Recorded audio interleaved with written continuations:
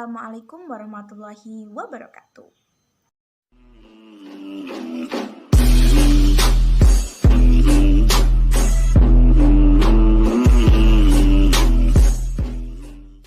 Baiklah, sebelum kita lanjut ke video yang selanjutnya, perkenalkan nama saya Pipin Terutami, saya dari Prodi Perbankan Syariah, Fakultas Syariah dan Ekonomi Islam, Institut Agama Islam Negeri Curup, Lokal 2C.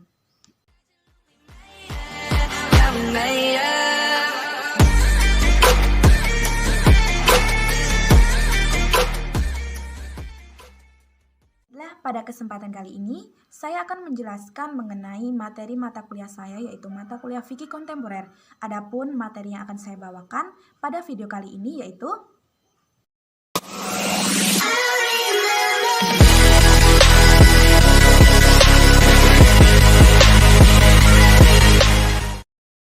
itulah materi yang akan saya bawakan pada video kali ini. Untuk video yang selanjutnya, mohon maaf apabila saya pengambilan video yaitu dari samping itu memenuhi tugas saya sebagai mahasiswa yang diberikan oleh dosen saya yaitu Pak Andriko, Magister Ekonomi Syariah, yang mengharuskan saya mengambil video dari samping.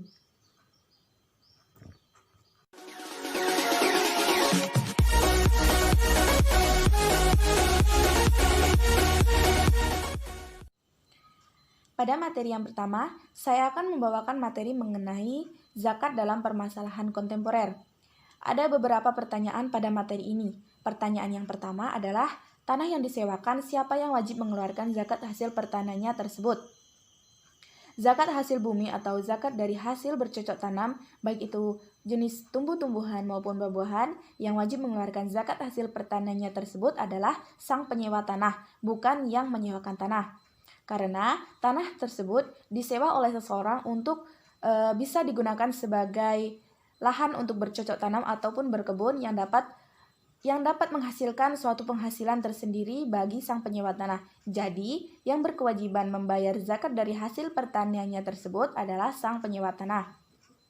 Lalu, ada pertanyaan yang berikutnya. Apa hukum penggunaan dana zakat untuk kerabat atau pembangunan masjid? Pada Quran Surat At-Taubah ayat 60 sudah dijelaskan bahwa ada 8 golongan yang wajib menerima zakat. Di antaranya yaitu fakir, miskin, amil zakat, mu'alaf, untuk jalan Allah, orang yang sedang dalam perjalanan, orang yang sedang terbelit oleh hutang, dan untuk memerdekakan budak. Jadi, apa hukumnya penggunaan dana zakat untuk kerabat? Apabila kerabat atau saudara yang ingin diberikan zakat sudah masuk ke dalam 8 golongan atau 8 sasaran yang wajib menerima zakat, maka hukumnya adalah boleh selama kerabat atau saudara tersebut sudah masuk ke dalam 8 sasaran atau 8 golongan tersebut. Lalu, apa hukumnya penggunaan dana zakat untuk pembangunan masjid? Ada beberapa perbedaan pendapat mengenai hal ini. Pendapat yang pertama yaitu pendapat sebagian besar dari para ulama. Dia berpendapat bahwa menggunakan dana zakat untuk pembangunan masjid itu tidak boleh. Dia mengartikan fisabilillah adalah untuk berperang di jalan Allah. Nah, untuk berperang di jalan Allah. Jadi, dia tidak memperbolehkan dana zakat itu untuk pembangunan masjid. Adapun pendapat yang kedua yaitu menurut Ar-Razi dan Al-Qadani, dia berpendapat bahwa penggunaan dana zakat untuk pembangunan masjid itu dibolehkan. Dia mengartikan fisabilillah yaitu semua jenis kegiatan yang menuju kepada kebaikan. Jadi, untuk pendapat yang kedua, dia memperbolehkan menggunakan dana zakat untuk pembangunan masjid. Adapun pendapat yang ketiga, yaitu menurut Syekh Yusuf Al-Qardawi, dia berpendapat bahwa penggunaan dana zakat untuk pembangunan masjid itu diperbolehkan apabila ada beberapa syarat yang memperbolehkan penggunaan dana zakat untuk pembangunan masjid menurut Yusuf Al-Qardawi. Yang pertama yaitu apabila tidak ada masjid di daerah tersebut. Yang kedua, apabila tidak ada dana untuk pembangunan masjid, sedangkan masjid sangat dibutuhkan pada daerah tersebut. Pada masjid tersebut sangat membutuhkan dana untuk melengkapi perlengkapan di masjid tersebut, sehingga diperbolehkan menggunakan dana zakat untuk pembangunan masjid tersebut. Jadi, kesimpulannya dari pendapat yang ketiga ini, dia boleh menggunakan dana zakat untuk pembangunan masjid apabila dalam kondisi yang sangat terdesak. Untuk pertanyaan yang selanjutnya, mengenai zakat profesi dan cara mengeluarkannya. Zakat profesi atau zakat pendapatan adalah sebagian besar dari harta yang diperoleh dari penghasilan ataupun pendapatan yang diperoleh oleh seseorang. Itu pendapatan yang diperoleh adalah pendapatan yang diperoleh dari hasil yang halal, bukan pendapatan yang diperoleh dari hasil haram. Menurut Yusuf Al-Qardawi, ada dua cara untuk mengeluarkan zakat profesi atau zakat pendapatan. Cara yang pertama yaitu secara langsung. Cara yang pertama yaitu cara perhitungan zakat profesi atau cara mengeluarkan zakat profesi secara langsung, yaitu 2,5% dari penghasilan kotor. Maksud dari penghasilan kotor yaitu penghasilan yang belum dipotong oleh kebutuhan pokok. Nah, dengan metode yang ini sangat adil untuk mereka yang diluaskan rezekinya oleh Allah Subhanahu wa taala. Untuk cara mengeluarkan zakat profesi yang kedua yaitu 2,5% dari penghasilan bersih. Maksud dari penghasilan bersih di sini yaitu penghasilan yang telah dipotong oleh kebutuhan pokok. Nah, metode ini sangat adil untuk mereka yang berpenghasilan pas-pasan. Nah, ada pertanyaan lagi. Apa hukumnya membayar zakat menggunakan bunga bank? Nah, bunga bank sendiri disebut dengan riba. Riba adalah hukumnya haram dan itu tidak diperbolehkan. Jadi, bunga bank atau harta dari bunga bank adalah harta yang diperoleh dari penghasilan yang tidak halal. Sama dengannya harta yang diperoleh dari kegiatan haram. Jadi, membayar zakat dengan bunga bank itu tidak diperbolehkan. Karena membayar zakat adalah bentuk ketaatan kita kepada Allah Subhanahu wa taala. Jadi, gunakanlah harta yang halal untuk membayar zakat tersebut, bukan menggunakan harta dari bunga bank.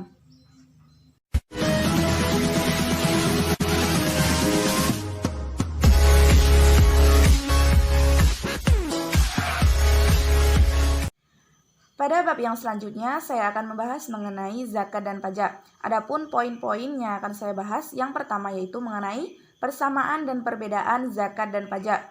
Adapun persamaan yang pertama yaitu zakat dan pajak bersifat wajib. Maksud dari bersifat wajib yaitu bersifat wajib atas harta yang telah ditentukan dan akan mendapatkan sanksi apabila kita mengabaikannya. Persamaan yang kedua yaitu zakat dan pajak mempunyai tujuan yang sama, yaitu untuk membantu permasalahan ekonomi dan pengentasan kemiskinan. Persamaan yang selanjutnya yaitu zakat dan pajak sama-sama disetorkan kepada lembaga resmi agar tercapainya optimalisasi penyaluran dan penggunaan dana tersebut. Adapun perbedaan dari zakat dan pajak, perbedaan yang pertama yaitu zakat adalah bentuk ketaatan kita kepada Tuhan kita. Sedangkan pajak adalah bentuk ketaatan dan kepatuhan kita terhadap ulil amri kita atau biasa disebut dengan pemerintah, yaitu pemimpin kita. Perbedaan yang selanjutnya, pada zakat, kadar zakat telah ditentukan di dalam Al-Quran dan hadis, sedangkan pajak itu ditentukan oleh hukum negara.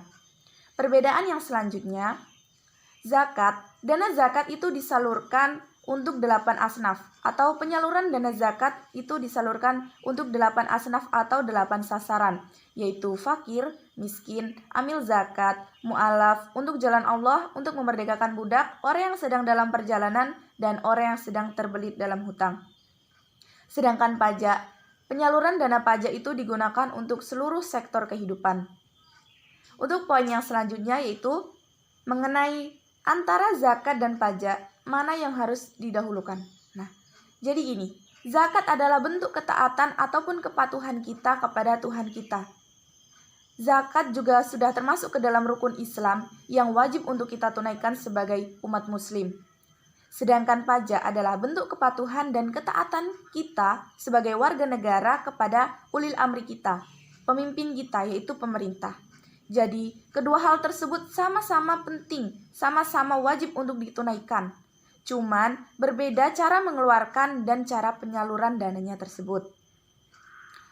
Pada poin selanjutnya, dualisme antara zakat profesi dan pajak penghasilan. di mana di Indonesia seseorang wajib pajak juga termasuk ke dalam seseorang wajib zakat. Itu sudah diatur dalam Undang-Undang Wajib Zakat dan Undang-Undang Wajib Pajak. Ada pada Undang-Undang Nomor 38 Tahun 1999 dan Undang-Undang Nomor 36 Tahun 2008, di mana zakat adalah kewajiban umat muslim kepada Tuhannya, sedangkan pajak adalah kewajiban warga negara kepada pemerintahnya.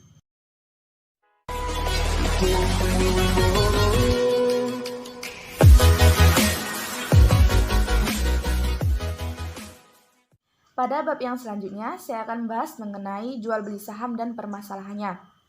Apa itu saham? Saham merupakan surat berharga untuk menunjukkan bukti kepemilikan suatu perusahaan. Dan seseorang yang telah membeli saham, dia berhak untuk mendapatkan keuntungan dalam bentuk dividen. Dengan catatan, perusahaan yang ia miliki sahamnya memperoleh keuntungan. Menurut pendapat para ulama, investasi saham hukumnya adalah halal. Saham ini sendiri dalam perekonomian syariah dipandang sebagai turunan dari musyarakah. Musyarakah itu adalah kerjasama untuk mengumpulkan modal antara dua orang atau lebih dalam menjalankan bisnis. Maka dari segi ini, investasi saham hukumnya adalah halal. Saham sendiri termasuk ke dalam objek zakat, karena saham termasuk harta yang dapat diperjualbelikan. Dalam perhitungan zakat saham, perhitungannya itu dianalogikan sama dengan perdagangan atau zakat perdagangan.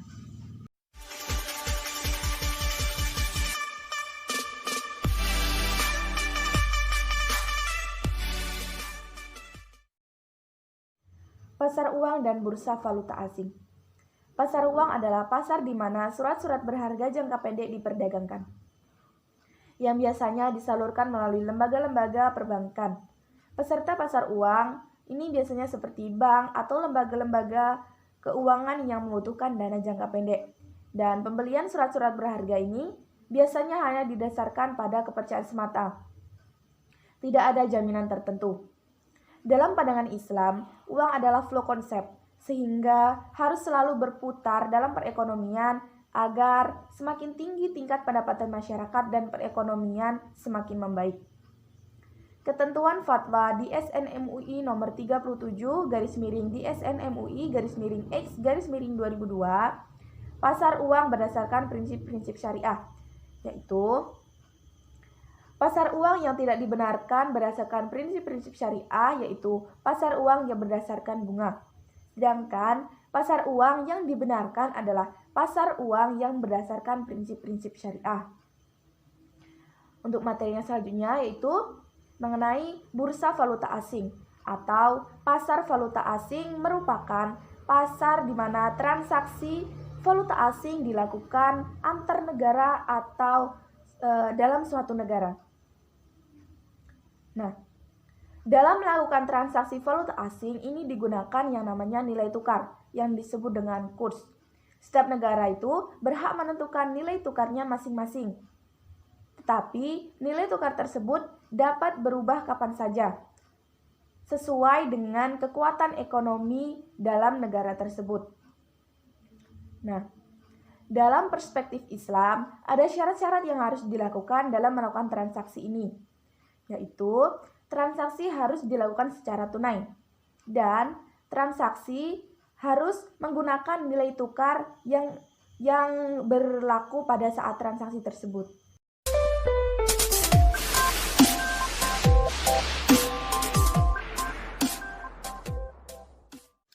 Pada materi yang selanjutnya, saya akan membahas mengenai multi-level marketing dalam ekonomi Islam.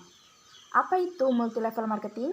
Multi-level marketing atau yang sering disingkat dengan MLM adalah teknik penjualan berjenjang atau yang sering disebut dengan strategi pemasaran yang dilakukan oleh tenaga penjual. Di sini, tenaga penjual tidak hanya memperoleh kompensasi dari penjualan-penjualan yang mereka hasilkan, tetapi juga dari penjualan-penjualan yang mereka rekrut. Nah, di sini anggota MLM atau anggota multi-level marketing sering disebut dengan distributor atau mitra niaga. keberhasilan mitra niaga dalam mengundang dan menambah anggota akan meningkatkan pendapatan perusahaan dan keuntungan perusahaan. Menurut Setiawan tahun 2017, jenis-jenis MLM atau jenis-jenis multi-level marketing itu ada 3. Yang pertama yaitu sistem binary plan. Sistem binary plan yaitu sistem yang lebih mengembangkan jaringan hanya 2 kali. Jadi, satu orang berhak mengembangkan jaringan hanya 2 kali, tidak boleh lebih. Nah, untuk sistem yang kedua yaitu sistem metrik. Sistem metrik adalah sistem pengembangan jaringan hanya 3 kali. Berbeda dengan sistem binary plan, dia pengembangan jaringan 2 kali. Jika sistem metrik, dia pengembangan jaringan 3 kali. Untuk sistem yang selanjutnya yaitu sistem breakaway. Sistem breakaway adalah sistem pengembangan jaringan itu lebih mengutamakan pada kelebaran. Jadi di sini untuk jaringannya itu tidak terbatas. Jadi bebas dia mau mengundang atau mencari jaringan itu berapa saja, karena dia lebih mengutamakan pada kelebaran jaringan.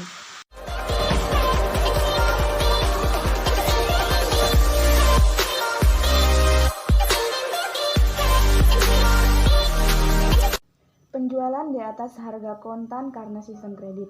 Nah, apa itu jual beli dalam Islam? Jual beli dalam Islam adalah pertukaran suatu barang untuk memperoleh barang lainnya, atau mendapat kepemilikan dari suatu barang yang dibayar melalui suatu kompensasi atau iwat. Dalam nilai tukar suatu barang yang dijual, ada 5 hal yang harus dipertimbangkan, yaitu suci, ada manfaatnya, dapat diserah terimakan, dimiliki oleh sendiri, dan diketahui oleh penjual dan pembeli. Adapun landasan hukum mengenai jual beli yaitu ada pada Quran surat Al-Baqarah ayat 275 yang berbunyi wa ahadallahu bai'ah, yang artinya dan Allah menghalalkan jual beli. Dan ada pada Quran surat An-Nisa ayat 29 yang berbunyi ya ayyuhalladzina amanu la ta'kulu amwalakum bil batili illa an takuna tijaratan an taradi minkum, yang artinya hai orang-orang yang beriman, janganlah kamu makan harta sesamamu dengan cara yang batil, kecuali dengan cara perniagaan atas dasar kerelaan di antara kalian. Nah, terus ada pertanyaan, bolehkah harga di atas kontan karena sistem kredit? Para ulama menyebut praktek tersebut dengan istilah bai'ut taqsid atau jual beli kredit dengan tambahan harga. Menurut pendapat yang paling kuat, hukumnya adalah boleh dengan syarat harga serta setoran harus ditentukan terlebih dahulu sebelum berpisah, dan juga barang sudah ada pada saat akad. Nah, atas dasar tersebut, maka praktek jual beli tersebut adalah hukumnya boleh. Dan praktek tersebut juga dibolehkan oleh syariat Islam. Asy-Syafi'i mengatakan, pada prinsipnya semua jenis jual beli itu hukumnya adalah boleh, asalkan atas dasar kerelaan antara kedua belah pihak yang sedang bertransaksi, kecuali jual beli yang dilarang oleh Rasulullah SAW.